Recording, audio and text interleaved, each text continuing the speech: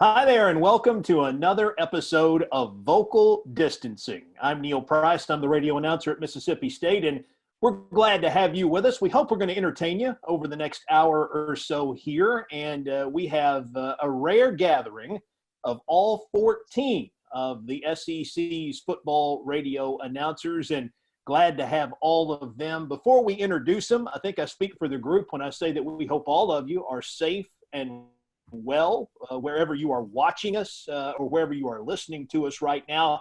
And again, we're awful glad that you're here to be part of this. So if you have your pencils and your scorecards ready, let me introduce the 13 other members of the Southeastern Conference broadcasters, starting in alphabetical order from Alabama with Eli Gold. Hey, Eli. How are you? Good to be with you, Neil, and good to see everybody. This is a rogues gallery on the screen, no question about it. From Arkansas, our buddy Chuck Barrett. Hey, Chuck, how are you? Neil, I'm doing great. Hope you are too. Everybody can grow beards, I see. We're all pretty adept at that. Us and mountain goats, right? Andy Burcham is with us from Auburn today. Hey, Andy. How you doing, Neil? Good to see you. Good to see everyone. Somebody was very excited in the background there when we introduced Andy. Mick Hubert is with us. He wins the award today for Best Background, sitting in the Florida sunshine. Hey, Mick. Hey, Neil, how's everybody doing? I may be mumbling and jumbling because I don't think I've had to speak for any purpose for about 60 days now. Well, that's the reason we did this. We all needed some kind of outlet. We need to make sure that the equipment still worked. Scott Howard is with us from Georgia. Hey, Scott. Hey guys, how are y'all? It's good to see everybody in one room for a change. Yeah, how about that? I don't think we've ever been together. Usually at the SEC basketball tournament, we're gone on like Wednesday or Thursday, so I don't get to see all you guys. This is the first room we've all been in that does not involve free food. Wondering, by the way. It doesn't? Tom Leach is with us from Lexington up at Kentucky. Hey, Tom. Hey, there should be Golden Flake somewhere, right? Yeah, how about, there should be. Yeah, in the old days there probably would have been. Eli, can you take care of that for us? You're the Golden Flake people at Alabama, right? Well, certainly, had I figured out a way to morph it through the screen, we would have been all set. From LSU, Chris Blair outside today in Baton Rouge. Hey, Chris. Hey, Neil, good to see you. Good to see everybody. And thank you all very much. You got me out of science class today. So I've got a substitute teacher handling things. Show and tell's coming up later, by the way, if you want to show us whatever experiment you and the kids have been working on. You'll love it. Here is proof that we do all get along from Ole Miss. David Kellum. Hello, David. Hey, Neil. We were friends before you at State. I just continue to do that with you, stay friends. I don't know if that's going to wane later or not, but no, excited to be here. Great to see everybody, and what a unique way for us to get together. From let me see if I can get this right. M-I-Z. Mike, will you finish it? I think it goes Z.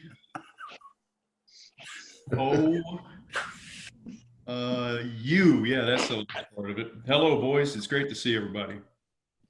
Mike Kelly, by the way. Todd Ellis is with us from South Carolina. We are glad to have Todd, who has taken time out of taking care of everybody who's gotten into trouble during this quarantine over in Columbia. Hey, Todd. Hey, guys. On behalf of sponsors, too, who gave out all that payroll from the government, Regions Bank, don't forget them as one of our longtime sponsors as well. Good to be with you today. From Tennessee, our buddy Bob Kessling. Hey, Bob. Neil, how you doing? This looks like an edition of Hollywood Squares that has gone terribly wrong. So it's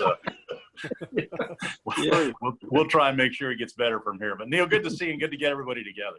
Yeah, by the way, Bob and Eli win the haircut award, and we'll get them to share that story with you in just a moment. From Texas A&M, one of the newest members of our group is Andrew Monaco. Hey, Andrew. Howdy, Neil. Howdy, all you guys. It's great to be together with you. Different format, I get it, but I'm thrilled to see all of you and hear all of you for sure. And last but certainly not least, in one of the great cities in our league, Nashville, Tennessee, the voice of the Vanderbilt Commodores, Joe Fisher. Hey, Joe. Well, Neil, good to be with you. And I'm used to being last. That's okay. It's not a problem. But, but good to see all these wonderful faces and good friends. Good to be with you. As you can see, too, if you're watching this, Joe has changed his name during this shelter in place to Billy. Where did that come from? That is actually my given first name. I was named for my dad. I am Junior, so that's the way it showed up. So that's what we're doing. So it's you look like a Billy. I can go along with that. You look like a Billy. Wait a minute. That means we've got ode to Billy Joe. Yeah. Oh, yep. That's right. I have the Tallahatchie Bridge here. Here we go. Let them come on in. That's okay. Yeah. So it's the first time you've heard it today, right, Joe?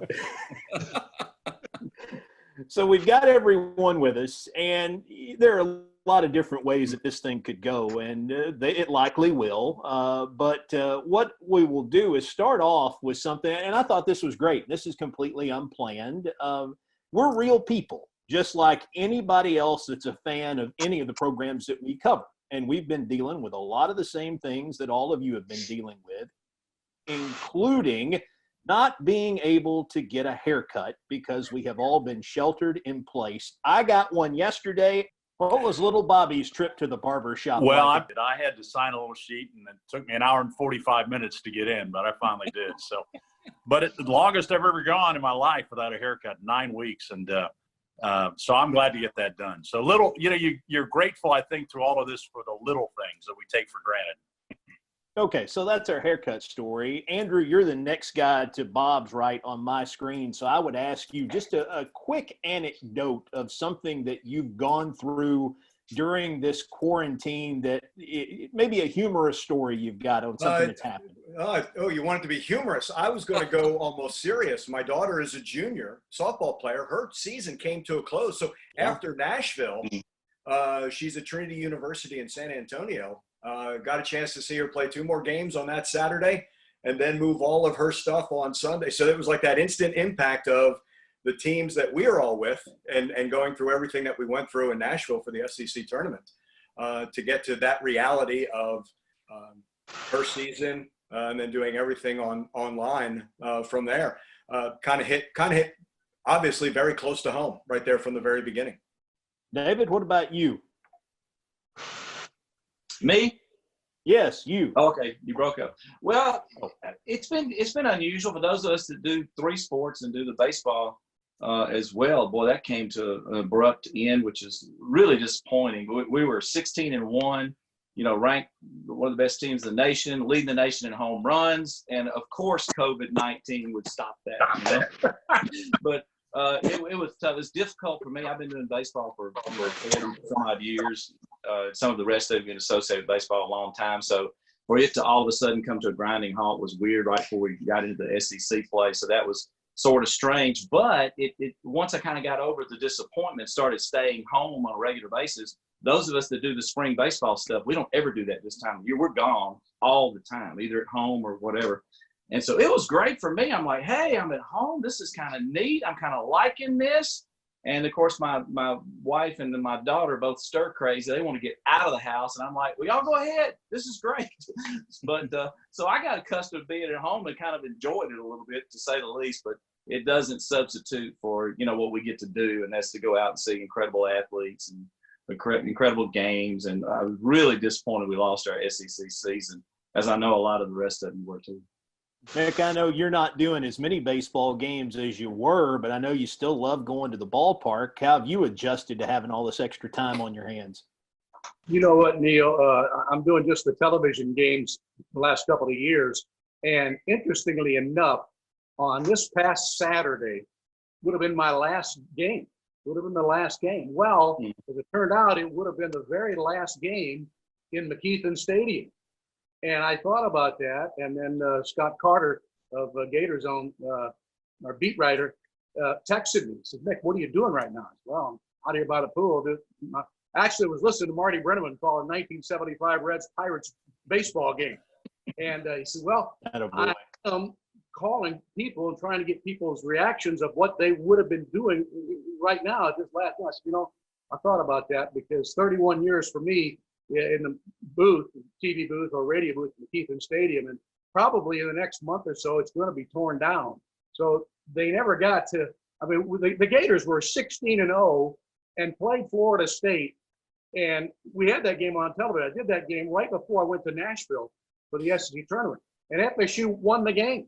So the Gators, the last game they played, they lost. They're 16-1. The season game went in. So, like David said, we were kind of hoping we could keep playing this baseball. Who knows how it was going to go? But they had a pretty good team.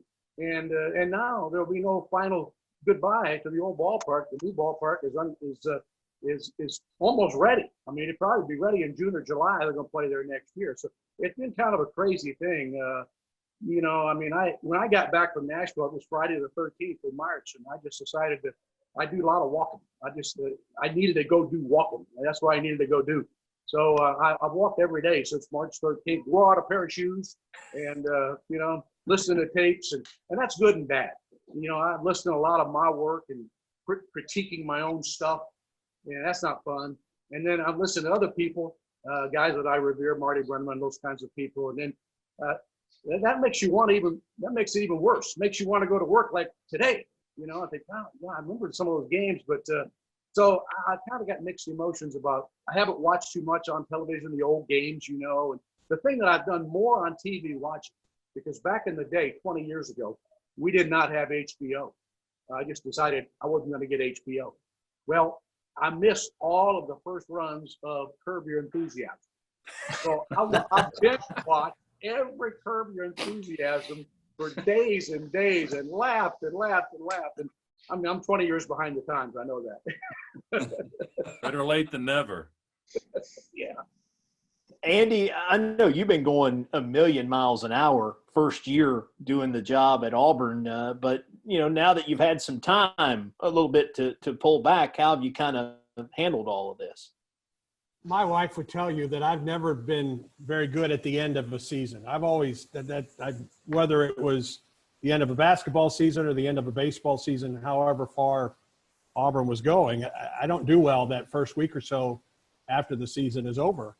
And for it to come to such an abrupt end this year, as early as it did, it's been tough to adjust to. Like David and the other guys and Billy Joe down there. I mean, you're used to doing 4, 5, 6 games a week. Chris, you're the same way. You're used to that schedule, that grind of doing those games, and all of a sudden we're done.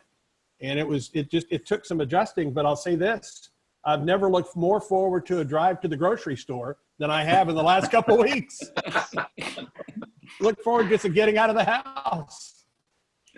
The thing that's amazing about all this is this time of the year also, all of us have golf tournaments we participate in or sponsor, and you've got banquets that you host, and you've got charity events. So you kind of load up April, in May and June and do all those type of things.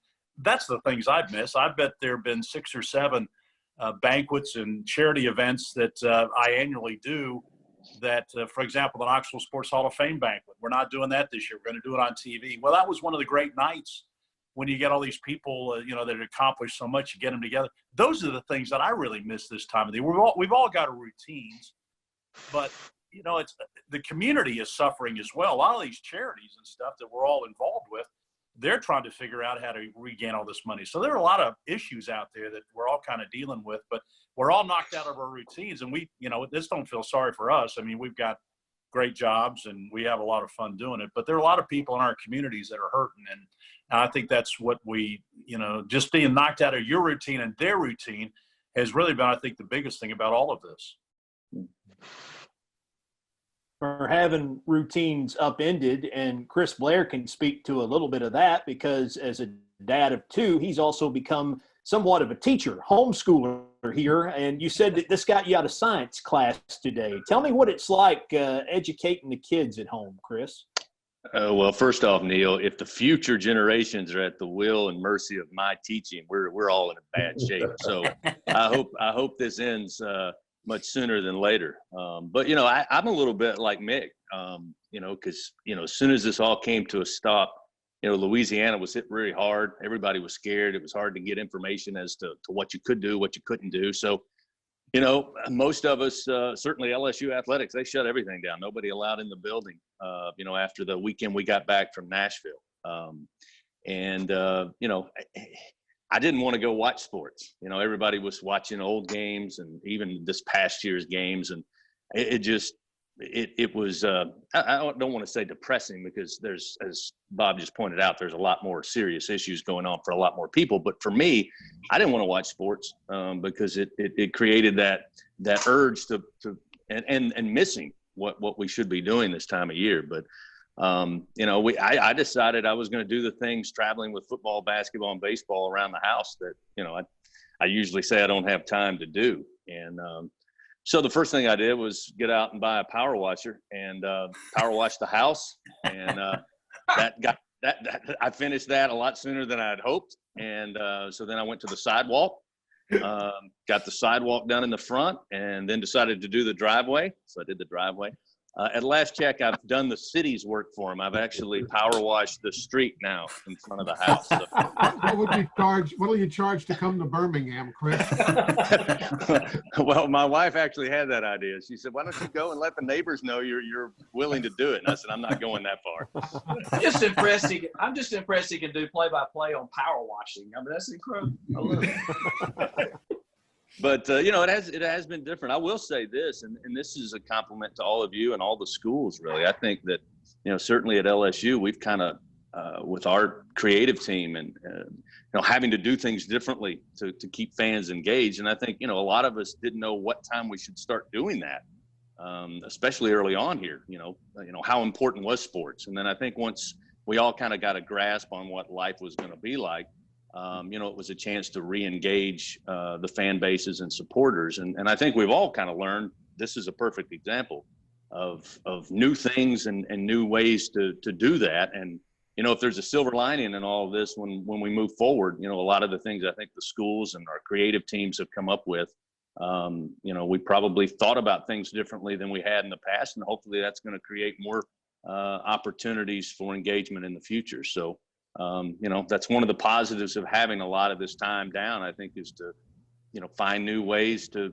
keep each particular school in the forefront. We're going to circle back to that in kind of a roundabout way here in just a little bit. So folks, hang with us for that, among other things. Tom Leach is in Lexington, where normally this would be a really exciting time because you'd be at the start of the Triple Crown. And I know when you're not working with Kentucky football and basketball, you're covering horse racing a lot. How has all this changed your routine right now? Yeah, it's fortunately it's not changed the routine a whole lot. Where I'm at is a little space. This is an older neighborhood, so it was a detached garage, and the people we bought the house from had a workshop, like a wood shop, in this space where I'm at. And the last thing I built was in shop class in the 7th grade. So I converted it to a home office. So I actually have a home office, but I actually leave the house to go to the office. So I've been able to do some work.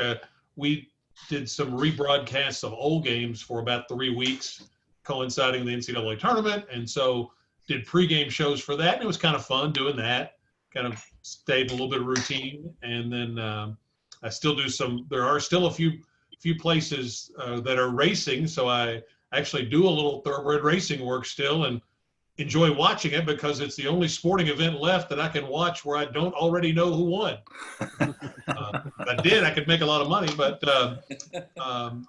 otherwise now it's getting even slower now. They are starting to race at the track in Louisville, so hopefully Keeneland's going to get to do a short meet, would they hope, later in the summer.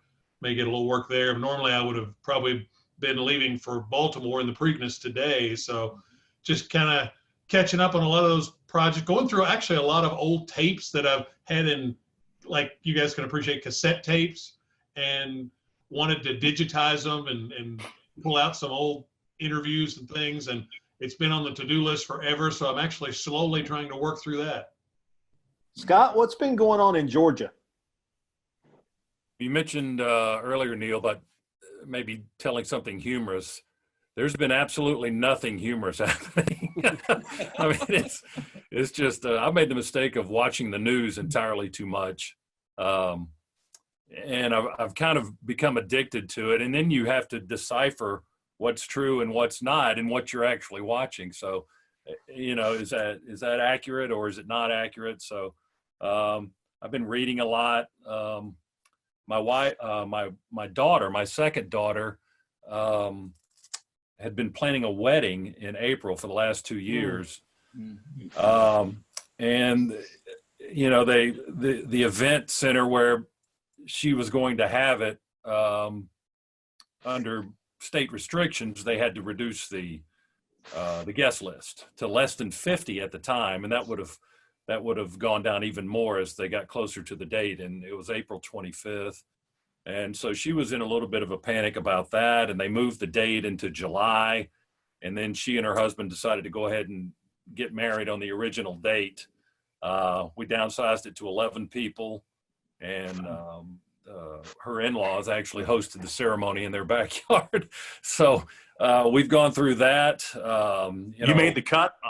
I did. I made the cut. I actually got to walk my daughter about 10 feet down the grass aisle to the altar, and so it was as best we could do at the time. Well, congratulations on that. Thank you. Yeah, Thank you. Absolutely. We were glad that she was able to do that. They still have the July date scheduled for the reception and the party, so we'll see if we're able to do that or not. But my mom is 86, and she's living in an assisted living facility nearby. We moved her from Florida last year up here to be closer to us and some of her surviving relatives. So I have to go into the battlefield at Walmart about once a week to shop for her. It's you dart in with your cart and you're trying to avoid people and get in and out, get the stuff that she needs and to help take care of her. So it's been a bit of a challenge from that standpoint. And I haven't done a whole lot of work related things. Kind of like Chris, I haven't really wanted to watch a lot of sporting events that I already knew the outcome to. The one thing I am watching is the Last Dance documentary, which I find entertaining. And I've watched some things on streaming, and I'm with Mick. I'm looking for funny stuff to watch if I can find it, or if I haven't seen it in a while, I'll go back and do that just to try to stay, out of the doldrums of watching the news all the time. So that's kind of the way things are here. I think we've got a little more freedom than some of you guys maybe in the states that you're in Georgia, and I'm thankful for that because it's kind of up to us, the individual, at least where I am, as far as what we want to do and where we want to go and how we want to do it. So I'm certainly thankful for that. And the varsity's still open down there? It is. Drive-through. Some of the other restaurants are opening a dining room today, so that's a big deal. Oh, wow. Okay. Have a frozen orange for me next time you go through there. Nothing better. Chuck, what's been going on in Arkansas? Well, I'm not worried about a haircut. I'll tell you that. I'm with you. Scott's not worried about it. Mike's not worried about it. Chris has his hat on. Mick's not worried about it. I'm going to give all the rest of you guys the benefit of the doubt and say all your hair is real. But kind of like everybody else, waiting, hoping things work out. Wondering when we're going to have an opportunity to talk to talk to the fans of our programs again. Tom said, or Bob said something a minute ago that I think we all miss, and that's the interaction with the fans. I mean, that's what makes this job fun. The games are fun, but your relationships come from all the people that you go see, and so that part's been missing, and I think it's that way at a lot of schools, and we're all just hoping for the best for everybody. Mike, how you been passing the time in Missouri? Neil, for me, like Todd, my full-time job is not as a broadcaster. So, I've been able to continue to work, with a lot of my clients in the insurance industry, and trying to do the best you can to answer questions and help facilitate their needs as they come up. For us, the biggest thing is that our daughters are spread across the country. I've got one in Los Angeles, one in Chicago, and then my youngest lives in New York City. Well, we landed from Nashville. I think it was on that Thursday night, and we were able to get her out of New York on that following Monday. And so, you know, having her with us here in mid-Missouri has been good, you know, and she's been able to pick up some things actually with my daughter's company in Los Angeles, a little part-time work. So she's been able to work from home, kind of stay occupied. And for me, really, honestly, you know, the biggest change is that I'm not on the highway as much as I would be normally this time of the year, going from Columbia to offices in St. Louis, which, as you know, is about hour 45, depending on how you drive. And so, you know, that's been the big thing. I mean, getting a chance to spend time with family and just kind of hang out a little bit, but still working. You know, the other thing too that you just for me that's been good in Boone County, Missouri, which is where Columbia is located, we've had 100 cases. All right, we've had one death. 94 of the 100 cases, I think the last stats I saw, have recovered, which is great. The county has started to open up. You know, I live on a golf course, and we've been open the entire time. Our clubhouse is, while it hasn't been open to allow you to go in and dine, you've been able to get, you know, takeout and things like that. And that's been nice. And it's been a way to be able to keep those people that work there employed and help them out. And, you know, we did a thing about a week ago with, you know, in 2007, Missouri had a team when we played in this conference called the Big 12 that went 12-2 on the season. Beat Arkansas in the Cotton Bowl, but at one point went to #1 in the country. Well, we did a Chase Daniel, who has recently agreed to play for the Detroit Lions. We put together a deal with a kind of a reunion with, I think it was 11 other players, 10 other players, Chase and myself, and we did it to raise money for the food bank here in central and northeast Missouri. It was just basically a Zoom call. And turned out we raised about $115,000 or $120,000 for the food bank. So to do something like that during these times really means a lot. But the other thing too is whoever put this together, thank you, because it's great to see everybody. We do like one another. You know, Scott, maybe we goes, you know, in seasons we like Scott, but I'm just teasing. But, you know, Kessley and Eli, you know, these haircutting stories, I mean, give me a break. I was just answering the man's question, Mike. and Andy now Burch, it's my fault. Hey, here's Thanks. Now it's my fault. Yeah. Hey, and yeah, Neil, I'm not even gonna start. As Charlie Spoonhour would say, Neil, you might want to light a match to it and start all over.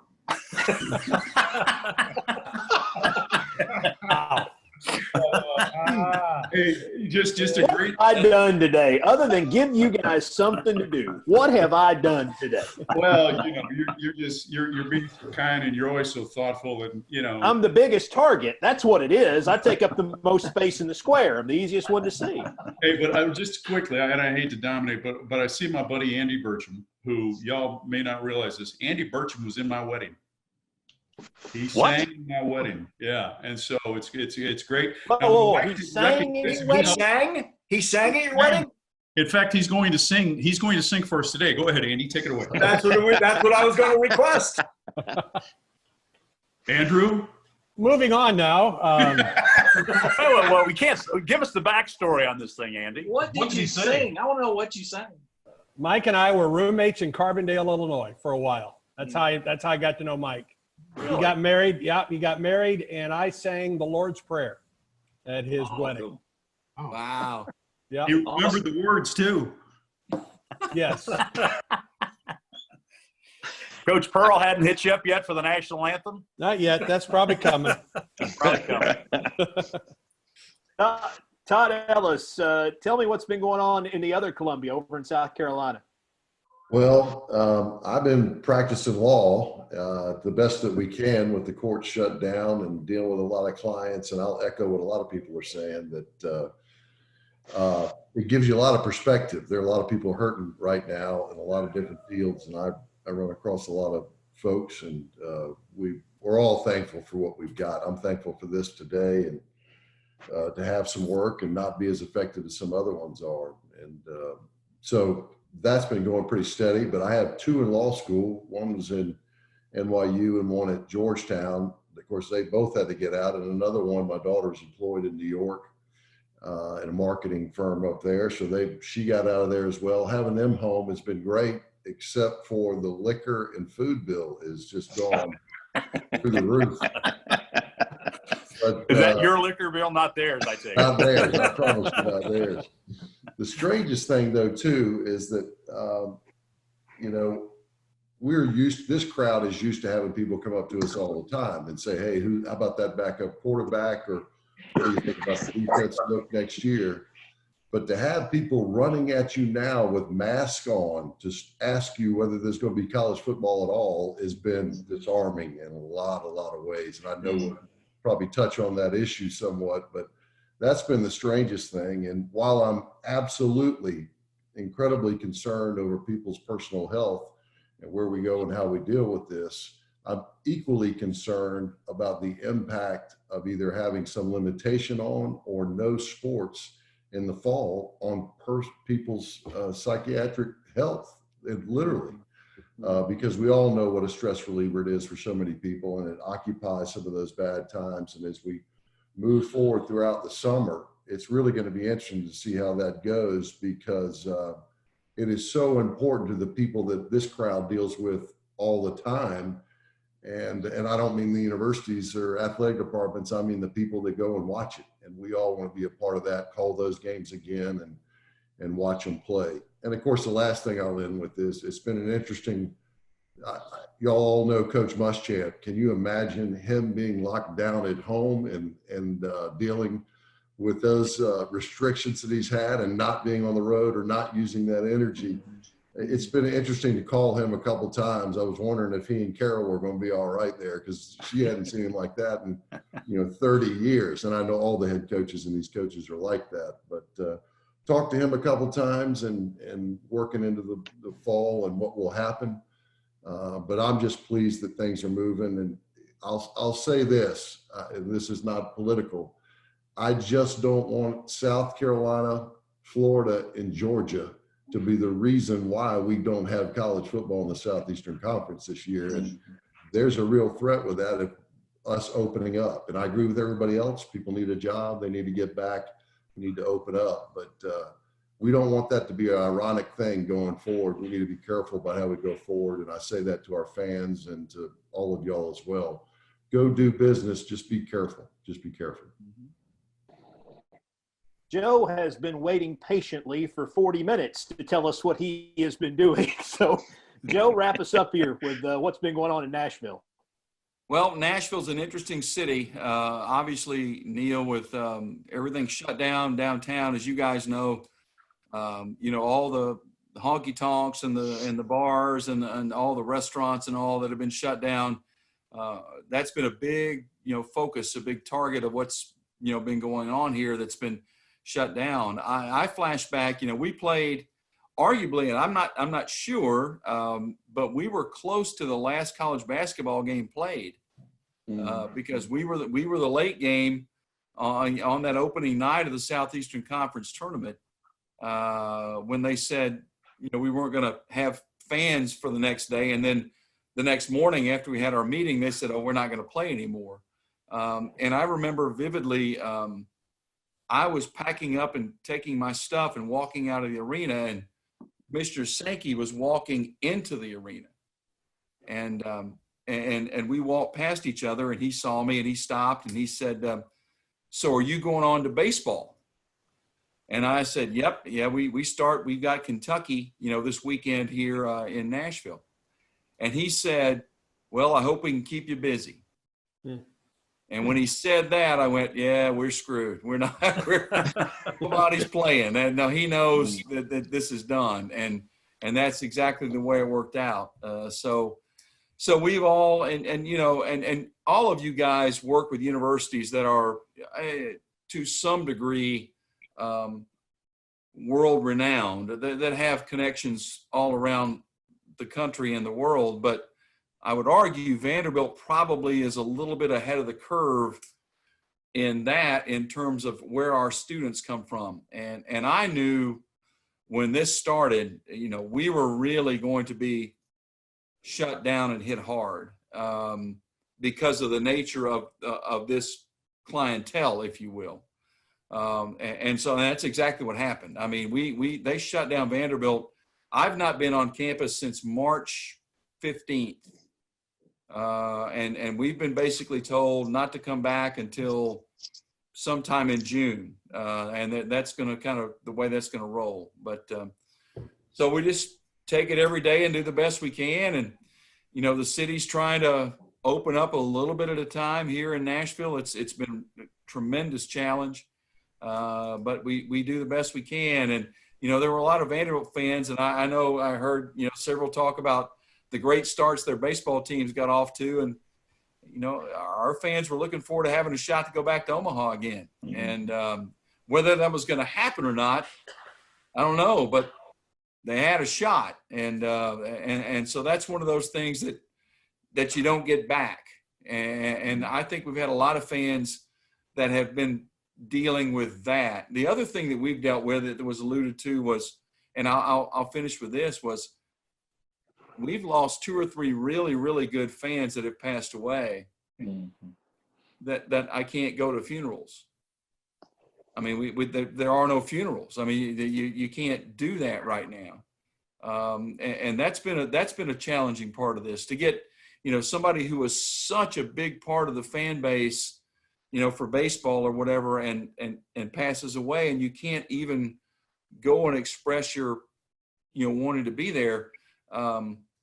That's been really tough. And I guess that's something I don't know that we'll ever all get over, but it is what we're all dealing with. And so we move on. Yeah. And I'll say this, just for the part of folks here in Starkville, just to give you a picture into that world. We are, I would say, the smallest town in the SEC. And there are a lot of people here who look forward to sports, particularly football, and love baseball. And, that kind of got stopped dead in its tracks. And a lot of people wondering what's going to happen. And our town's been closed for the most part for the last 2 months and slowly starting to open back up. But we don't have a lot of big business or chain business like a lot of the larger cities, even a city like Tuscaloosa would have, that's 80 miles to the east of us. So we've got a lot of people here financially that have been hurting because they've had to shutter their business. And, we all just hope that as we gradually ease back into this, that it's going to get better and that all of us get a chance to get back together and not only from my seat get to see all of you again at some point, but for fans, that we all get a chance to get back together again and kind of rib one another again and look forward to those Saturdays when we get to the fall. So that's the snapshot here. So folks, I hope what you've been able to see is that we're all in some way, shape, or form dealing with some of the exact same things that maybe some of you have been dealing with over these last 60 days. Now, I want to have some fun with this, and here's where I have to step in and be the moderator. So because there are 14 of us, let's try to shorten these answers up as we can, but I'm hoping that we get some good stories out of this. And, it's been brought up as we've gone around the room that a lot of people have listened to classic games or watched them. Some people don't want to do that because they know the outcome, certainly understandable. But what I have thought about in listening to several of these from a lot of different schools, even outside of the league, is how great some of these guys were that aren't with us anymore. And some of you had interacted with some of those guys directly when you were starting out in your careers. Some followed legendary guys in their roles at their current schools. So let me ask this question, and we'll spin it this way. I'm looking for your greatest influence in your broadcasting career. And since Joe was so kind to wait for 40 minutes, I'm going to start with Joe this time and ask you to kind of give me a little insight into who piqued your interest in broadcasting early. Neil, I'll give you a couple, these are a couple of stories that are very strong for me. I grew up in Nashville, born and raised in Nashville, and so John Ward was a guy that I grew up listening to all the time, and to have the ability not only to listen to him through all of my developmental stage, if you will, and taking a lot of the stuff that I learned from him, but then having the opportunity not only to meet him, but to work with him, but to do, and Bob knows, I guess the last regular season game he did was in Nashville at Vanderbilt. That was a big deal. And John was a guy that always, came and said hello and talked to you. The other would be Tom Kaywood Ledford. And I will never forget, Kaywood retired. I grew up, listening to him do Kentucky games, and he had retired and was, doing his thing. And we were coming to play Kentucky. And we were staying at the Griffin Gate Resort, which is where most of the teams come and stay. And I went down for breakfast one morning, and a friend of mine came over and said, "I got a guy that wants to meet you and wants to say hello." And I was like, "Yeah, okay, whatever." And he said, "No, I think you want to go. I think you want to do this." And I walked over, and it was Kaywood Ledford. And Kaywood was there having breakfast and just wanted to say hello and said, "Hey, I've heard your work. I like your work, and I appreciate what you do. And I just wanted to say hello." I mean, that's like, oh, I'm done. The day doesn't get any better than that. And so, for me, those were the guys. Paul Leals here in Nashville at Vanderbilt was a great influence on me as well. But I was very blessed to be able to be around those guys. So those are the guys that mean a lot to me. Todd, I know Bob Fulton cast a really big shadow in South Carolina. And if there's another there, certainly take us in that direction. But I remember reading a story about when you started going to Bob's house and how he helped you get ready for the job. He had to be a great influence. He was unbelievable and so circular in my career. A lot of people at least claim this, that I'm the reason why there's I guess they call it game day simulation rule now. Fulton, when I was being recruited in South Carolina, created a game day tape where I was going down the field as the starting quarterback for Carolina against Nebraska and scoring the winning touchdown. And they bring me into the stadium with my date. Mike Holt was my host, and they blared it over Williams-Brice Stadium at night with the lights on. And apparently people didn't like that afterwards. They started taking that a step further. So it started out my career there. And then when I got finished with school and came back, I did some sideline work, I think most of you all know, and then went on and did some recreation play-by-play and then some color work and then hosted the TV show. And when the opportunity came up, I said, I'll do it, but only if Bob works with me for a while. He was retired at that time. And you're right. And I'd go to his house. I wish I'd have filmed this thing.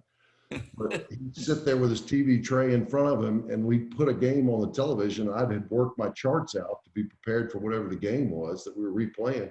He'd play the game on the TV, and I'd do play-by-play the best I could, as you guys know, with television angles, and you can't see yard lines and everything else. But he was so patient with me, and he would give tips that I wish I could have written a book on that we all would have loved. But he did his 43 years as the play-by-play guy at South Carolina. And like all of us, he's quirky and some great stories, but that is definitely the guy that I looked up to the most. And a lot of people right here on the screen right now, I would go to great lengths to listen to them call an athletic event.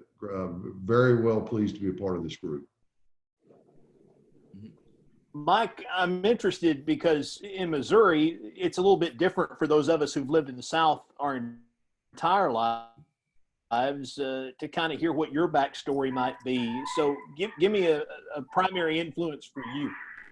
Well, there were really two. I grew up in a town south of St. Louis on the Illinois side. And, everybody okay?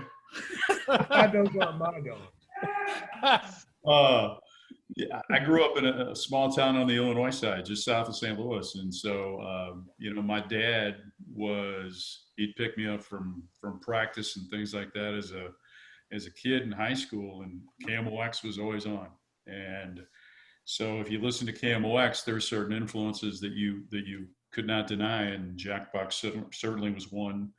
The late great Dan Kelly, who I think was the best hockey announcer that we've ever had, was certainly an influence as well. And the interesting thing is when I started doing Missouri basketball in 1991 and 92, my color analyst was Joe Buck, and Jack used to refer to the two of us as the two fledglings.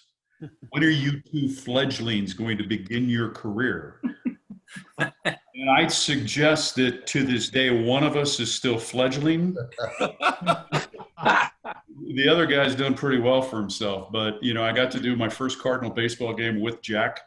And you think you're getting to the game early, and you walk in the booth, and he spins around and he's kind of gives you the look and says, well, kid, once you've done one, you've done more than most people. And like Todd said about Mr. Fulton, I mean, there's just so many things that I was so blessed to be in his presence during the early days when I was, trying to make it in this industry. And, little things that he told me along the way, I still stick to. And so certainly Jack and Dan Kelly would be two that would be guys that influenced my life. Chuck, you grew up in Arkansas. We've already heard the name Paul Eels, but I'm curious, having worked with Paul and with Mike Nail, what was the role that those guys played? And maybe was there somebody else outside of those two? Well, I think all of us, the thing about jobs like these is, generally speaking, you follow a legend. And generally speaking, you follow someone that's been doing it a while and they're beloved. And it's difficult to step into their shoes. We lost Paul tragically. Paul was a great influence on my career. I think of all the people I've worked with, quite honestly, Mike Nail probably has had the greatest influence on my career.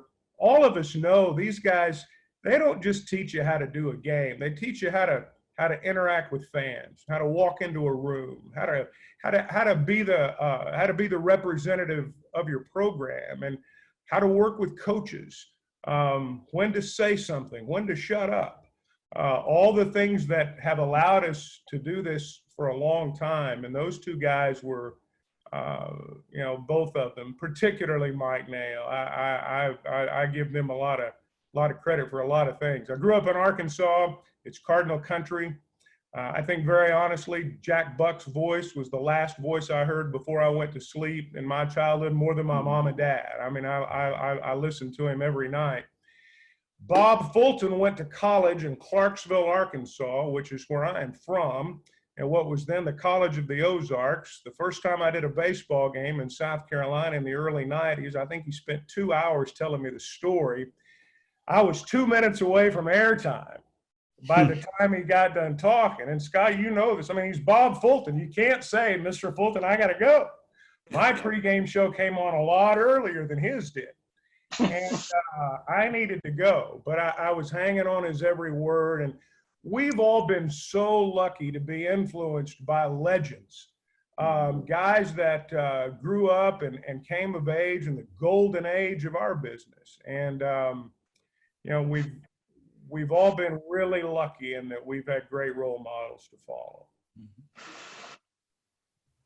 Scott, I hear Larry Munson in your call of football games a lot. What kind of role did he play for you, and who else helped you kind of find your voice in this business?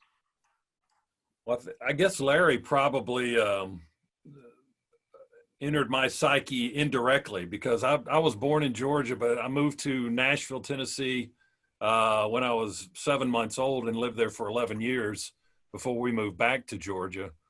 So I was influenced by, Larry was on the air in Nashville at that time when I was growing up, but I was influenced by John Ward as well, indirectly, because my dad used to quote his sayings, and I didn't know who John was at the time as a little kid, but we would play football in the backyard, my brother and my dad and I and some other folks, and if we scored a touchdown, my dad would always say, "Give him 6, give him 6." So that became part of my vernacular. I thought my dad came up with that. And so I've always said that. And it was much later in life that I was like, wait a minute, that wasn't his phrase. He didn't create that. But so, indirectly, John and of course Larry at a later time. But like Chuck was talking about baseball announcers, I mean, living in Nashville, I was a Braves fan, and as my dad was, so I listened to Braves radio a lot, and Ernie Johnson was probably one of my favorites, and I got a chance to meet him when I was doing Georgia baseball in the early 90s. We had an Ernie Johnson Day. His son, of course, went to the University of Georgia, and I got a chance to do a couple of innings with Ernie Sr. In the Georgia baseball booth in the early 90s. So that was a great thrill. But I worked 15 years with Larry as his stat man, sidekick. There wasn't a whole lot of color with Munson. You know, Munson was the start and the finish, and I would just kind of fill in the gaps a little bit there. But it was a great thrill. It was a great 15 years of learning, and Larry had a terrific sense of humor, and he could be a little off color, as many of you who knew Larry could be. But then when he would say something and we would respond, he would say, "Everybody's dirty but me." Well, Scott, I got one on Munson and Bob Fulton, both of them. I was doing Jefferson Pilot basketball. Larry Conley and I were doing a TV game, and this is back when Larry was doing basketball. And so we went in at the Old Carolina Coliseum, and so we're going to have dinner right before the game, and Fulton and Munson are having dinner together. And so we join them, and the four of us are sitting there. And then we proceed to hear play-by-play of Fulton and Munson's recent prostate exams. I had that same story at a basketball game. Yeah. All they talked about. That's all. That's hilarious. Oh, yeah. So anyway, I mean, Larry Conley and I were just rolling on the floor because they're doing the booms and the bangs, and I couldn't say, oh, man, it was unbelievable. And, Mike, I got a good Jack Buck story, too. My dad and Jack Buck went to Ohio State together, and they were buddies when they went to Ohio State. In fact, they said they shared a locker room in PE class, and this is back in the days when you actually had to like in PE, if you took a football class, you actually put on uniforms, you went out and scrimmage and all that kind of stuff. But anytime the Cardinals were any place close, Dad would take me, and I'd get to meet Jack Buck, and we'd talk a little bit. So anyway, I went up to the All-Star game in '92 up in Toronto. And at that time, the Knoxville Club was the Toronto Blue Jay minor league team. And so the GM here got me a couple tickets. We went to the game.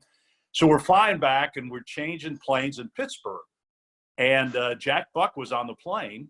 And so he's outside the gate, you know, when we change planes in Pittsburgh. And so I go up and reintroduce myself to him and tell him, you know, my dad and all this kind of stuff. And we chatted real quickly. And I said, I have to leave and go catch my plane. And so he said, okay, Bob, well, good luck to you. And he said, you know, when I look at you, I kind of see the family resemblance with your dad. And I said, is that a good thing? He says, what do you think? I said, see you later. But Jack always had a good quip, you know. He was always a funny guy. But unlike you, Mike, he was a great broadcaster. Mick, you're a guy who's got some Midwestern roots up in Ohio, and I was reading a little bit about your influences being more from Chicago. Tell me a little bit about that. Well, first off, I got to talk about the prostate. I was always told, make sure your urologist is 5'4" and not 6'4", and you can figure that one. No, but anyway, growing up in the Chicago area, I was really influenced by those guys. And oddly enough, growing up just south of Chicago, I heard KMOX as well as I heard the Chicago station. So sure, I heard Harry Caray, Jack Buck, and probably had more influence from a Harry Caray perspective because he did come into Chicago and did not only did the White Sox, but then did the Cubs. And so, you know, Harry would be an influence for me for like baseball. But Jim Durham was a guy that my older sister actually had dated in a small town in Illinois. And then Jim Durham went on, did Illinois State basketball and football before he got the Chicago Bulls job. Did those for 18 years. And so then he went to ESPN and everything. So my basketball influence is greatly mimicked by Jim Durham. In fact, as I was talking about earlier, going for these walks, I'm listening to a lot of Jim Durham because of the influence that he had on me. And so the Michael Jordan story that's on The Last Dance. Yeah, a lot of Jim Durham's play-by-play clips are in there, and I got a lot of tapes of Jim Durham. So I went back this the other day. I listened to the game that Michael Jordan scored 63 against the Celtics in 1986 that the Bulls lost. So I'm walking the neighborhood listening to that, and I'm thinking, well, I just wish I could do a basketball game tomorrow, And then Dick Enberg is a great influence of mine as well, and I'm listening to him. I've got tapes of him doing Los Angeles Rams football on KMPC radio in Los Angeles when he really was a local guy before he actually became, Mr. Network from NBC and then later at CBS. So depending on the sport, I've had different influences, but certainly, I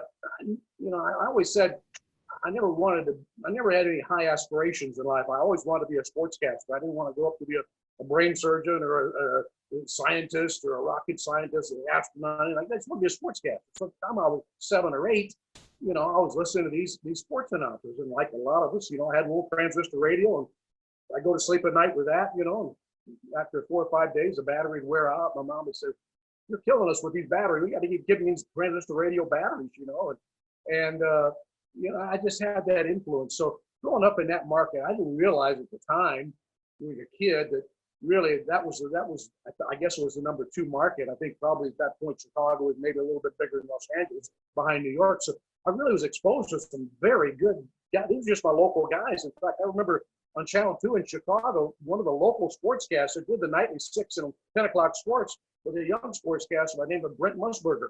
And all of a sudden, he goes on, does the NFL on CBS, the pregame show with Phyllis George and Irv Cross. And I'm watching Brent. He's 25, 26 years old doing the local sports. And you realize that you're subjected to all these great announcers. So they had a great influence for me. And like a lot of everybody has said, I've just been so blessed. I don't know if there's anything else I know how to do. I don't really have any aptitude for anything. I can break things, but I can't fix anything. I can't do anything. And so this is the only thing I've ever wanted to do. And to be able to get paid for this and do this. And the last I checked, Scott Strickland said we were still getting paid. So I hope we're still getting paid, but I don't know that either. So we'll wait and see. But I know this. I'm very, very optimistic about this. I think it's a chance for all of us to reboot a little bit.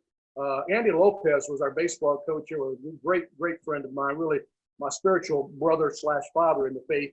And he always said, Nick, when you find out what the main thing is, keep the main thing the main thing. Don't ever stray away from the main thing. And that's really helped me immensely in getting through this. And I know we have to speak positively. I don't want to go around speaking negative, and because as some of us have said, the news will just beat you up all day long. And they've been wrong so many times, so often. Nobody knows this, but I choose to be positive, and I choose to believe that we're going to come through this and we're going to be okay. It's been a struggle, and a lot of people are down, and there's so many people that have lost their lives to this. I mean, none of us ever experienced this before in any kind. I mean, you go back to 1918, I guess the Spanish flu. Well, no, I'm still alive for that. So, I mean, this is just unprecedented. I believe that there will be a return to normal. I don't know what the normal might be, but we'll get back to this, and we'll have a greater appreciation for what we do, what other people around us do, and for our friends. And I don't know when the day will come to shake hands anymore, but we'll have a great appreciation to look one another in the face and see each other. And I just think that we're going to come out on the other side of this, and that has sustained me greatly through these last 60 days or so. I choose to look at the positive side of this and not let that beat me up, because man, that's bad. That's really bad. So I just want to say that it's been tough on all of us, but we'll get through it, and and we'll be back doing what we love, and the world will become a better place. I don't see that as Pollyannish at all. I see that as the way it needs to be, and I'm looking forward to those days. Here.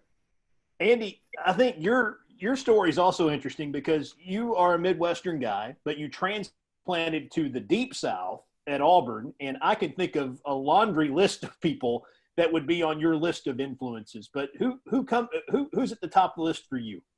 Well, I mean, as a kid, it was Jack Buck. Just like Mike, I grew up near St. Louis and listened to KMOX and was a Cardinal fan and a football Cardinal fan and a Blues fan. And I mean, you were listening to some of the absolute legends growing up with Harry Carey and Jack Buck and Dan Kelly, who I agree with Mike because it's as good as there ever has been, and hockey. And then I was listening to Bob Costas when he came in from Syracuse to do the Spirits of St. Louis. So those are the early influences. One that Mike and I both worked for in Carbondale, and a guy that's been doing games there for like David at Ole Miss has been doing it for over 40 years is Mike Reese, and is as technically sound as a broadcaster as I've ever been around, and a terrific writer. I learned more radio from Mike than anybody else. But then I come to Auburn in '88.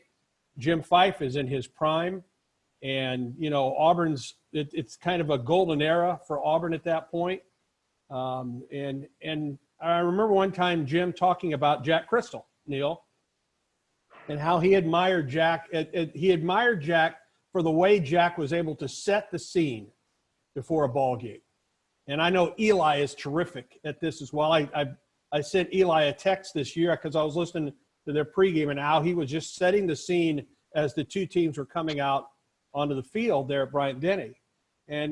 So I started listening to Jim, and Jim didn't need to take a back seat to anybody as far as setting a scene and the way he described it. And he was from that golden era of broadcasters, Munson and Ward and Crystal and those guys, Kaywood Ledford, that generation. And then I follow Rod. And I mean, Rod has some of the most iconic calls in Auburn history. The David Ross home run against Florida State in '97 in the regional there, the kick six and the miracle at Jordan Hare. And the thing that struck me, in addition just to the friendship that we had, and we're all in this same boat. A lot of times we're defined by the plays that we call, and we can just be ready for those plays. And you think about the iconic calls that have happened at all of the schools that we represent. And part of it is the play, but part of it is the way that it's called by those broadcasters, those sportscasters. And they were prepared for it. You don't have a script for it. Rod didn't have a script for the deflected pass against Georgia or the return field goal against Alabama. He was just ready to make that call. And that's the one thing that I thought about in my first year as the voice here at Auburn. I've got to be ready for something like that to occur, just as the rest of us are. And so those are some influences that have certainly played a big role in my career. Chris Blair grew up in the mountains of eastern Kentucky. I know you've talked with me about Kaywood Ledford before, but some guys at Clemson come into the mix for you too. Kind of take me through a couple of your influences. Yeah, I mean, it starts with Kaywood. I grew up in a radio station. That's what the family did, and Kaywood was just part of what we heard. But Marty Brenneman and Joe Nuxall, every night listening to the Reds. I was probably in third, fourth grade. After school, went to Dad's station office, and just happened to be that Kaywood was going to come by because he did that daily vignette that he produced, and he just came by to say hey to the affiliates who ran it. And at that time, Dad's station probably had 6, 7, 8 disc jockeys, back when there was live disc jockeys. And, these guys are all into rock and roll. And, when Kaywood walked through the door, you would have thought, the Stones had come in. I mean, these guys who just didn't seem to me to be the type of, sports fans were just in awe of Kaywood Ledford. And of course he came in dressed to the nines. I just remember not about what he said, but just how he said it and just his mannerisms. And so that was my, kind of first idea of what that job was. But then growing up, got a chance later to move to South Carolina and was influenced heavily because I ran the board in high school for both South Carolina games and Clemson games. So, listen to Bob Fulton on Saturday. Sometimes would have Bob Fulton at night and would have Jim Phillips from Clemson. I'd run that game at noon. And then later had the thrill of a lifetime to work with Jim Phillips and work for Clemson for 5 seasons and learned a lot, just being around Jim Phillips. But I do want to take just a moment here. And I've thanked him before, but I'm going to thank him again. I read when Tom Leach got the job at Kentucky, that when he was much younger, that Kaywood had taken some time to listen to some of Tom's work and give him some constructive criticism. So when I got the job at Georgia Southern in 2006, and I don't know if Tom remembers this, I sent him a note and I said, I know that Kaywood was nice enough, so I'm gonna twist your arm, put you on the spot a little bit. I wanted to see if you would listen to my first stuff for the first season at Georgia Southern. And it wasn't a week later. I got a nice 3-page letter back from Tom, and told me the good, told me the bad, told me the ugly, gave me the things that I needed to work on. And I still have that letter. And there are things in that letter that even to this day, this past season with LSU, that's something I will do or not do. And the minute it happens or it doesn't happen, bells go off in my head because of the advice that Tom gave me. So I know I've thanked you before, Tom, but I wanted to thank you again. All these guys on here are mentors and heroes of mine. So, but for me, it's Kaywood Ledford, Marty Brenneman, and both Bob Fulton and Jim Phillips in South Carolina, and Tom Leach. Thank you, Tom. Nice of Chris to say to leave out that the third page was an invoice. Yeah, I think I still owe you that, by the way. Past due. Hey, Tom, I know you spent a lot of time with Kaywood and with Ralph. Give me a story about those two guys, or is there somebody else outside of those two that had a big impact on? Well, like Chris, but Marty as well, because I grew up a Reds fan and a Kentucky fan here in Central Kentucky. And and the guy who preceded Marty, actually one of my favorite calls is Game 5 of the 1972 National League playoffs championship series, where Al Michaels actually preceded Marty with the Reds network, and Al Michaels calls Johnny Bench hitting a game-tying homer in the bottom of the ninth off Dave Justy. So heard Al Michaels and Marty growing up, and Kaywood and Ralph with the Wildcats, and so I've always said I was very blessed to grow up where I did, because I learned enough about doing play-by-play, more so than I would ever learn in any classroom. It was those guys were the main influences, and listened to a lot of, growing up in the 70s, listened to a lot of sports on the radio, because everything wasn't on TV then. So I remember, catching Pick of Dixie football, and, hearing Larry Munson, John Ferguson down at LSU, and then Mutual Radio, and listening to sports on there. A guy named Win Elliott, as far as just doing sportscasts, with CBS Radio, was big at one of the stations I listened to. So I kind of fell in love with radio probably early on, and listened to a lot of different voices, but my main influences would have been Kaywood and Ralph. And I worked for Ralph for 16 years, so he was really the most in the mentor role for me of any of them. Hi, Top Row. Remember me? It's been about 40 minutes or so. Thank you guys for being patient. David, tell me a little bit about your influences. A lot of people, I think, don't understand that in the state of Mississippi, radio roots run really deep here, don't they? Yeah, no doubt, Neil. And of course, talk about under a big shadow as you are at Mississippi State with Jack Crystal. And my local influences were Jack, also Stan Torgerson, who was at Ole Miss. He was a fun, really dynamic announcer, and he probably whet my appetite the most about wanting to get into business. And then Jack Eaton in Memphis, who did Memphis basketball, and they were all different. Jack talked 90 miles an hour. Just he did a Kroger commercial. He could list everything in the store in 45 seconds. Unbelievable. But he was so much fun to listen to in Memphis. I was a closet Memphis basketball fan because they were so good in that era with Larry Finch, et cetera, et cetera. So anyway, I get out of high school and I started doing Ole Miss baseball at age 18. I won't get into my total story because it is a fun one to say the least. But Jack Buck was a definite influence for me too. We had a station in Tupelo, Mississippi that carried the Cardinals. And so I was the same thing, transistor radio to the ear, under the covers. Mama would come in and say, put that radio down, same type thing that kind of Nick was talking about. And so he was a great influence too. But those were the most immediate ones. And then I did women's basketball and baseball for about 11 seasons, I think, and was on the pregame show for football at Ole Miss before I became the lead announcer. And when I entered the league, Eli was at Alabama. I think Mick may have been at Florida, got there about the same time I did. So I'm like the old dude in this bunch now, which is amazing to think about. But I met Eli, and he probably remembers this. Years ago, Eli did a high school football scoreboard show out of Birmingham, and he would get scores from Mississippi, which I thought was kind of unique. So he calls our radio station. I worked at Miss 98 for several years.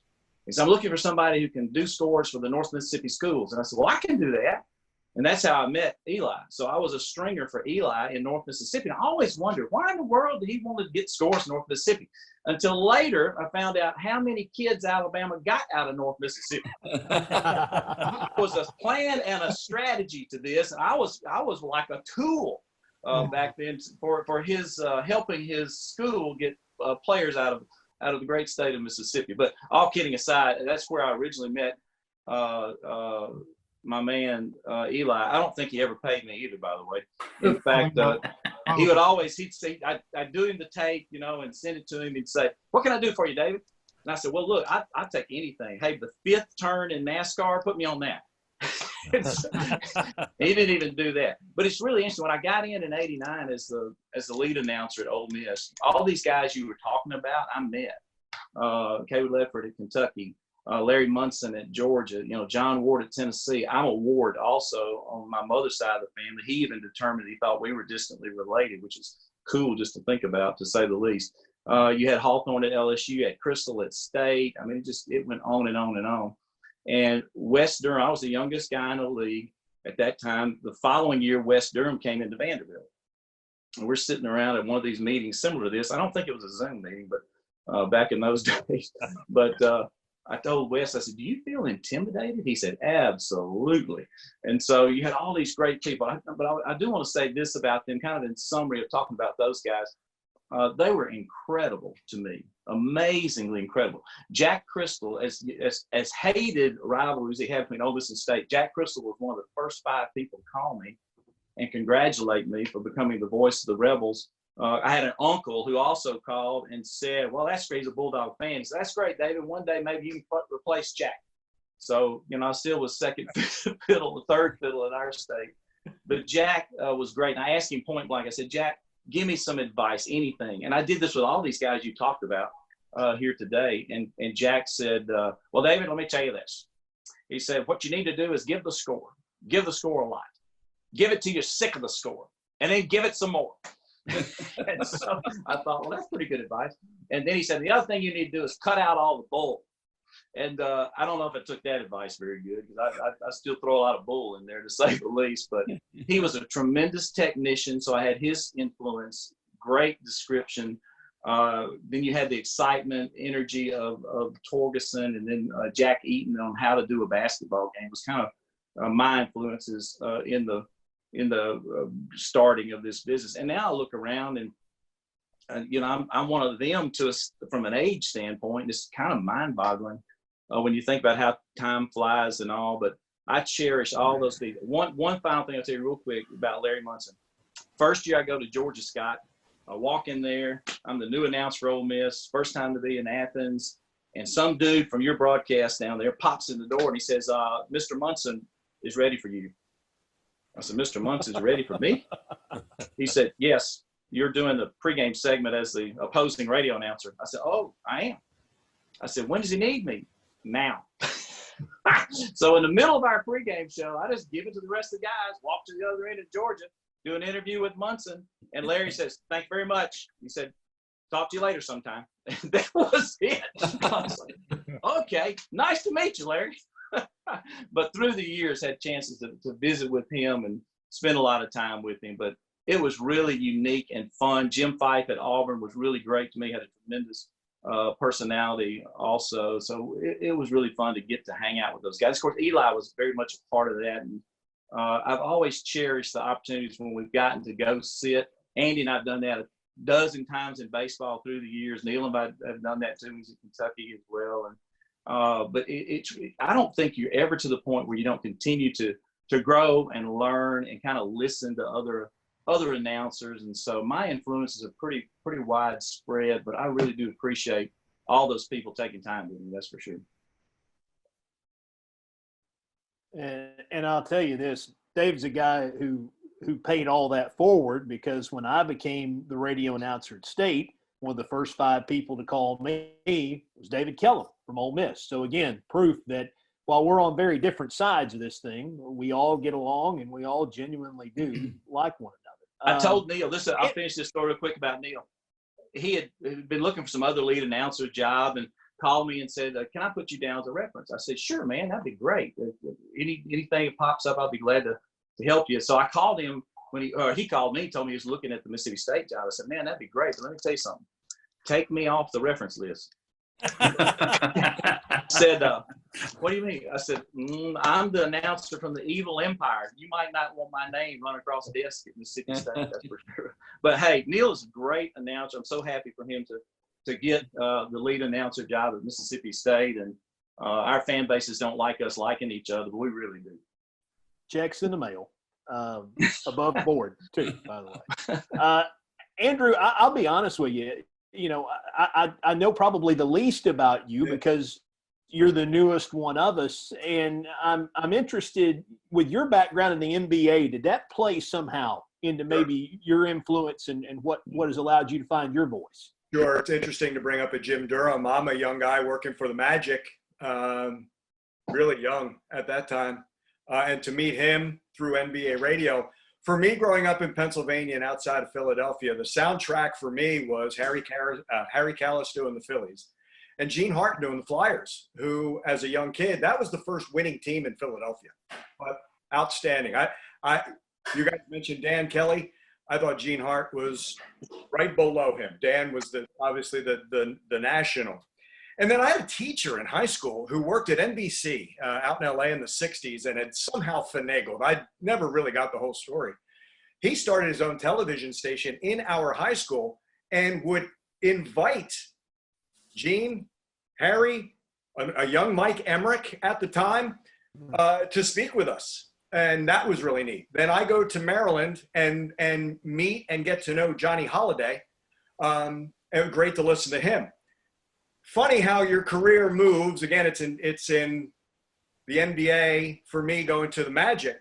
But my Saturday would be seeing Bob you talked about the Jefferson Pilot, Bob. You're doing that SEC game. I've got Mick on the Florida Gator Radio Network. I've got Eli then on Sunday on the Motor Racing Network. And then when I'm doing this golf show and I'm in North Florida or West Florida, I'm now getting those Alabama games, and I've got Eli now on a Saturday. So you talk about guys who can flat out paint that picture. You feel the passion of Mick. So when I'm transitioning into TV with the Magic, they're allowing me to freelance, and I'm able to do some Florida games. Mick could not be any kinder to the new guy coming in and doing that. And Mick, I always felt spoiled listening to David Steele every single game. And David has been a huge influence. We did baseball, even though it was minor league.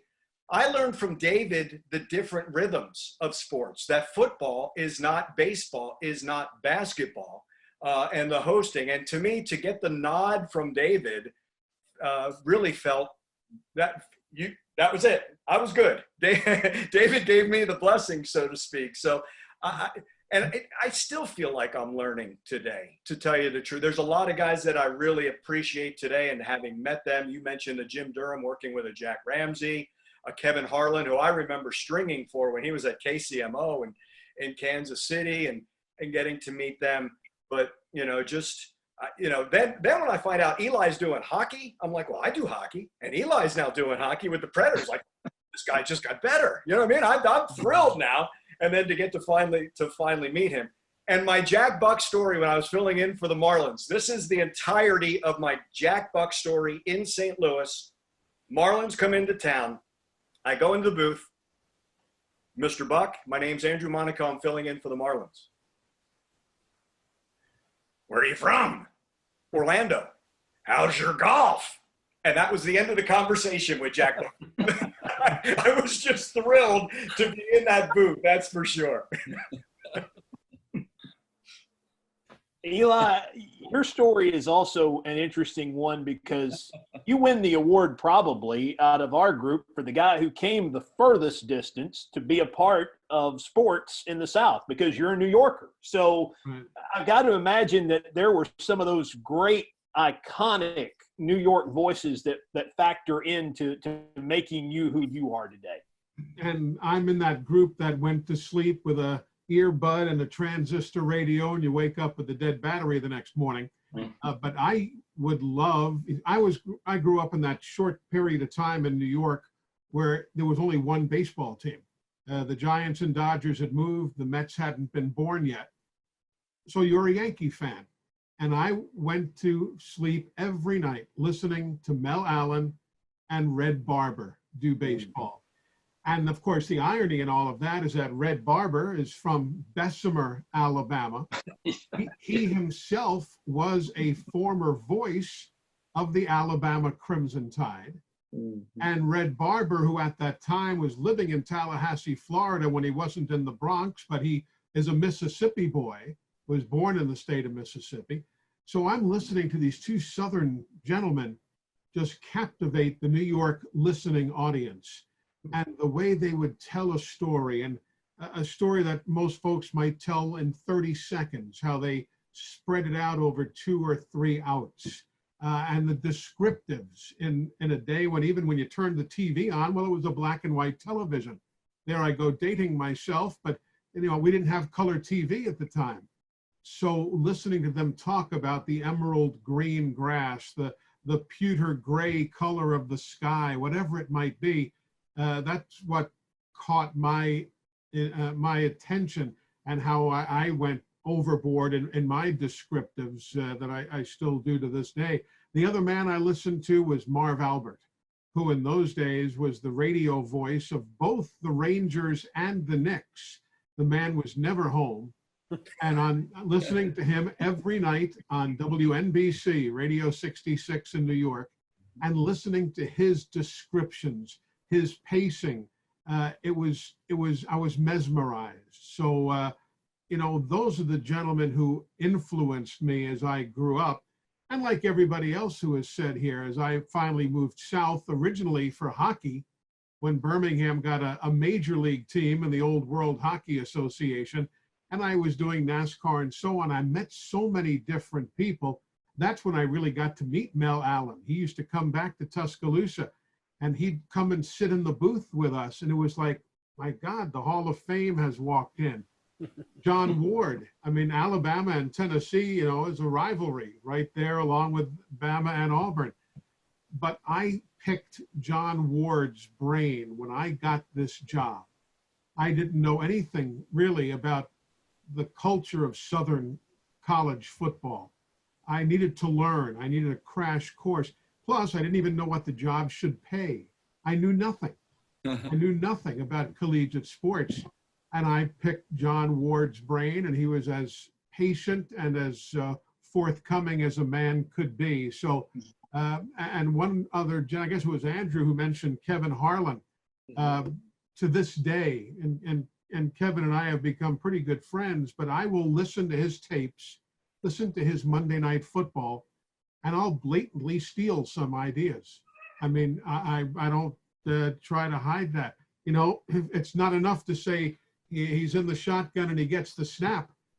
For Kevin Harlan, that's nowhere near enough. The snap comes waist high, belt high, chest high, wide to the right, wide to the left.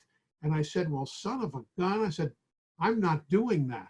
I'm just saying he gets the snap in the shotgun, whatever it is. I said, so I would steal, and I do constantly grab ideas from Kevin because his degree of description is bar none the best I have ever heard. So there are a lot of people to whom I owe whatever monicum of success I've had, but a lot of guys on this screen right here have become dear friends, and we can all talk and ask each other anything and get a straight answer, and that's what this business is all about. Our fans our universities, and the great group of men here that we get a chance to work with and alongside each week. Neil, how about you? Who influenced you? The guy in the orange shirt whose square has moved to the bottom right of my screen right now. So if you guys have any complaints about me being in the SEC, you can write or call Kessling. It's all his fault. I'll tell you, as a 20-year-old kid, I had grown up in East Tennessee listening to John Ward and later to Bob Kessling. And I met Bob in 2000. And if you would have told me that in that 1 week at his broad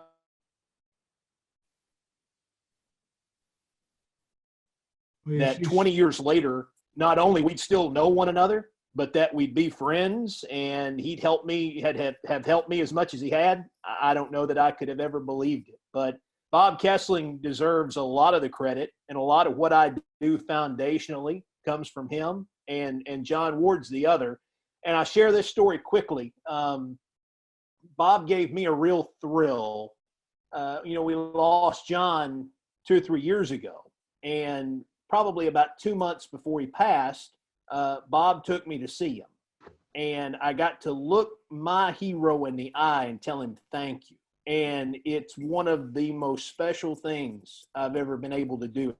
But he didn't know me from Adam. I'd met him a handful of times.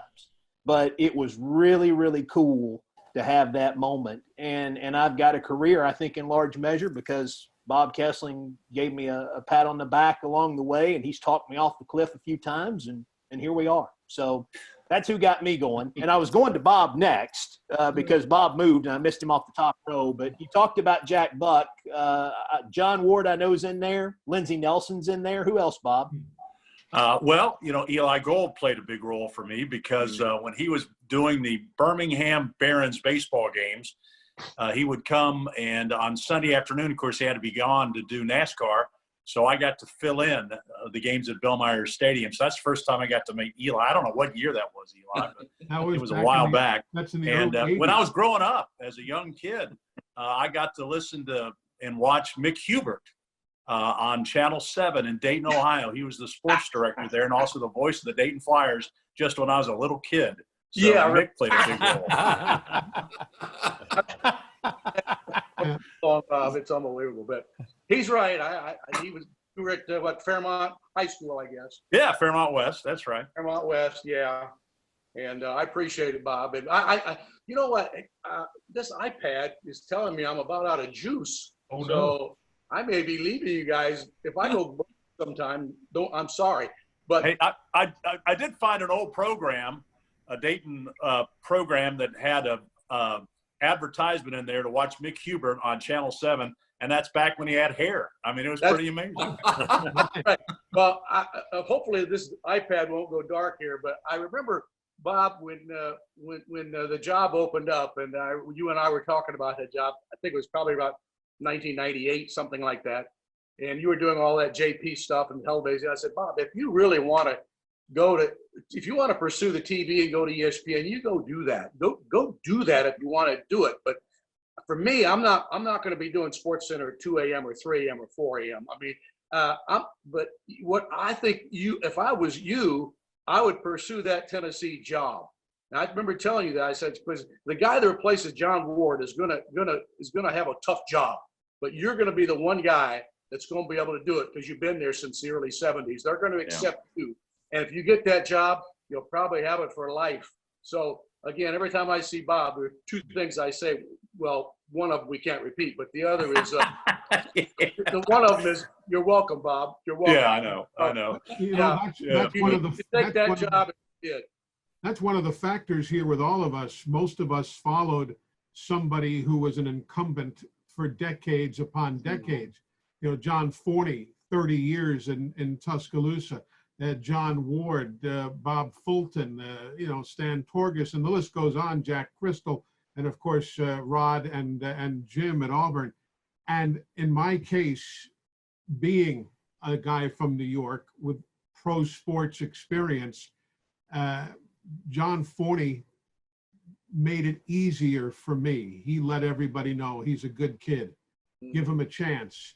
He will adjust to the collegiate game. And I know all of us, particularly those of us who follow Mike Eels, or Mike Nail rather, whomever it might be, you had to get that good housekeeping seal of approval from the guy who was there before you.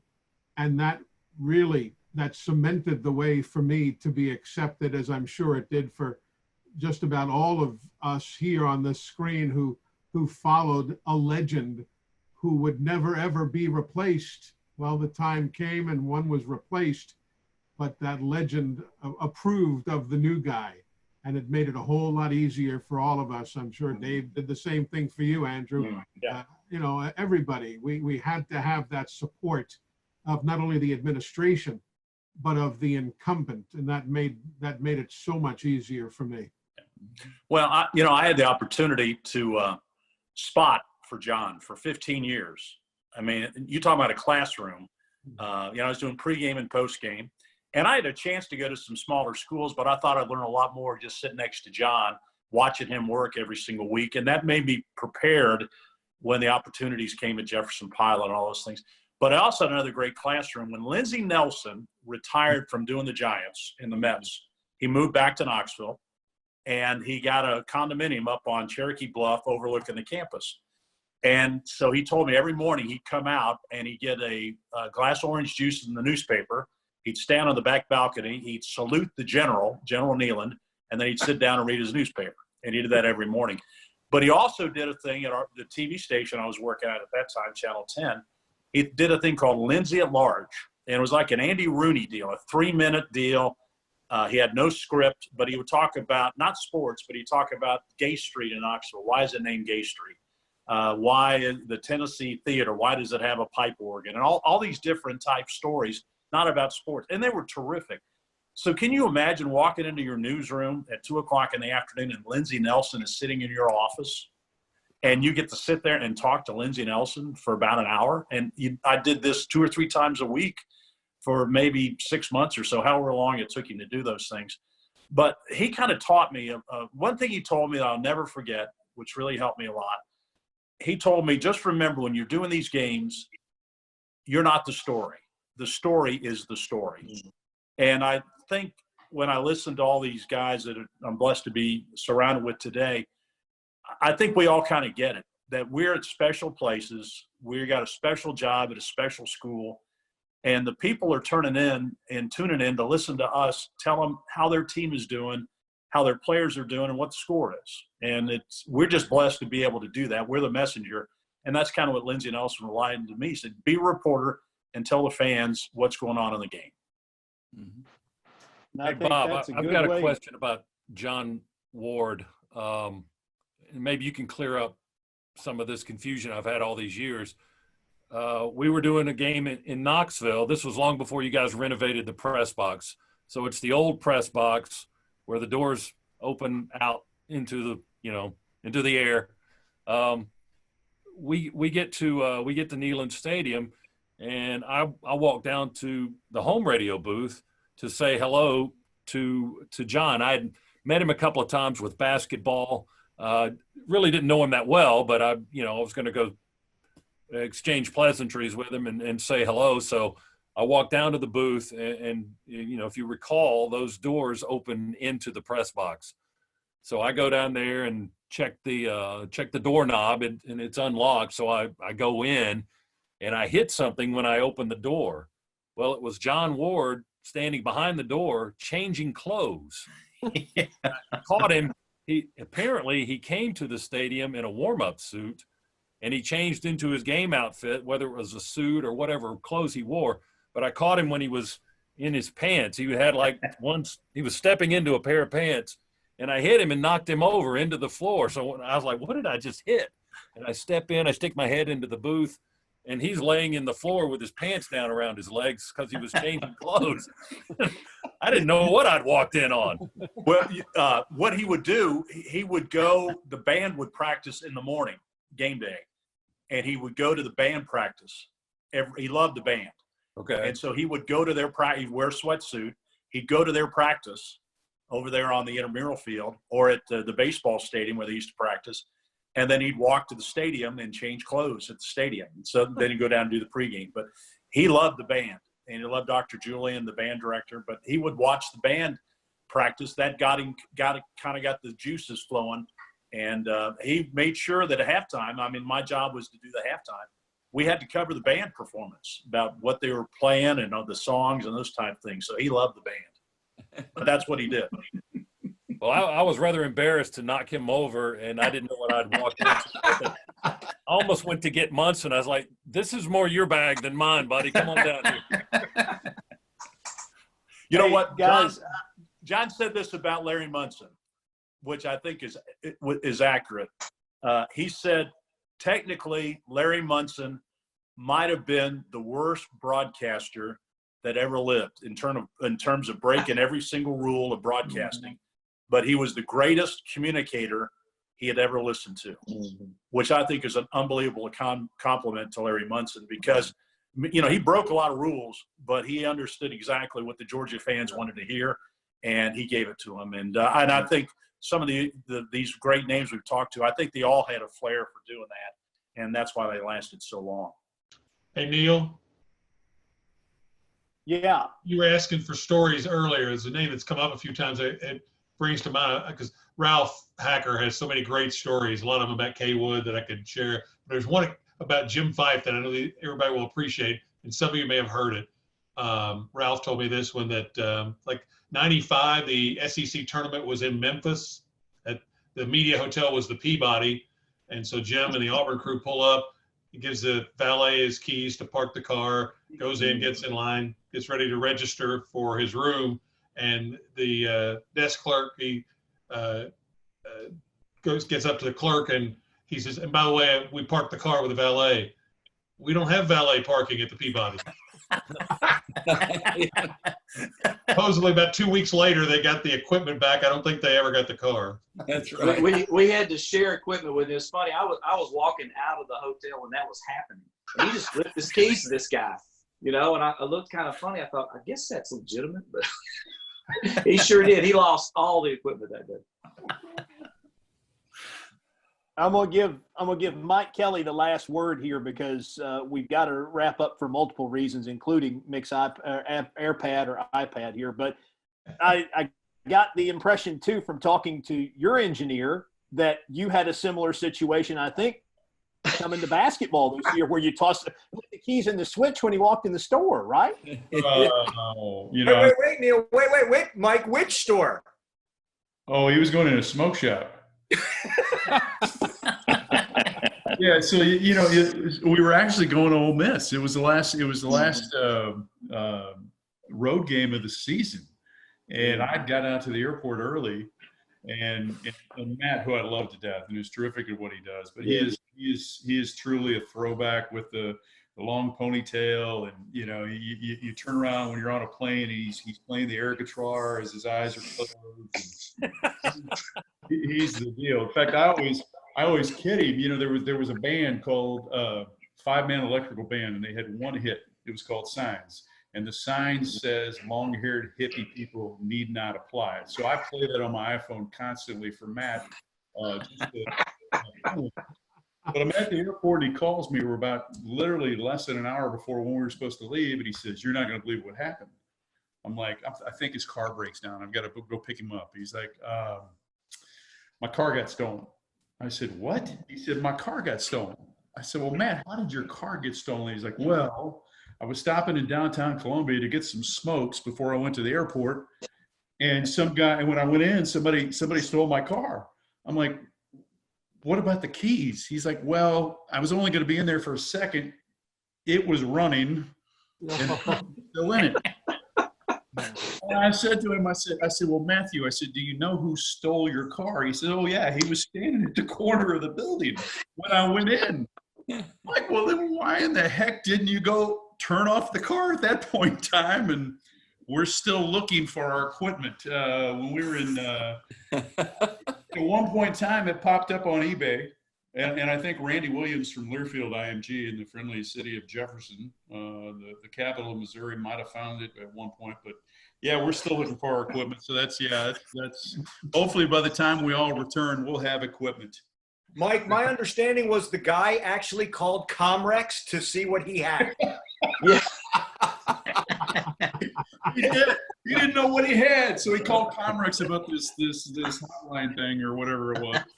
None of the pawn shops would take it. They didn't know what it was. They didn't know what it was either. So, David, bless his heart, they gave us backup equipment to use. And, Tom Bowman from Learfield, he was the first person I called. And I said, you're not going to believe it. And I still not sure that he believes it to this day. But, it happened. But, so here is what we will leave all of you who have been patient with us, to stay for nearly an hour and 45 minutes. We will leave you with this. Wash your hands at least 20 seconds. If you have to cough into your elbow. Please wear a mask where you feel comfortable to keep everybody else safe. And whatever you're doing, please do not toss your keys to strange people who are standing on the corner or leave them in the switch. We'll all be a lot better off. Hey, guys, I'd stay here with you. I'd stay all night and talk. And maybe there's even a scenario that exists where we can get smaller groups of us together and we can get into some more stories, because this has really been entertaining. I had 13 topics. We got to 2 in an hour and 45 minutes. Congratulations. That's all right. You're all good You're at all your too jobs. Your long-winded. instruments all work. But thank you all so much for participating. Thank you for your patience, too. I know there was a long time between answers for all of you, too. Thank you for that.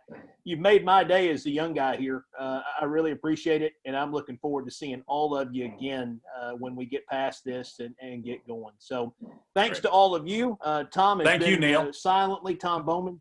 Thank you, Yeah, Neil. sitting here Thank producing you, all Neil. of this. Enjoyed it, Keeping guys. all of it together. See you guys. We hope you've enjoyed it. We'll see you again soon on another episode of Vocal Distancing. thanks, Neil. Thanks, Neil. Thanks, Tom. Thanks.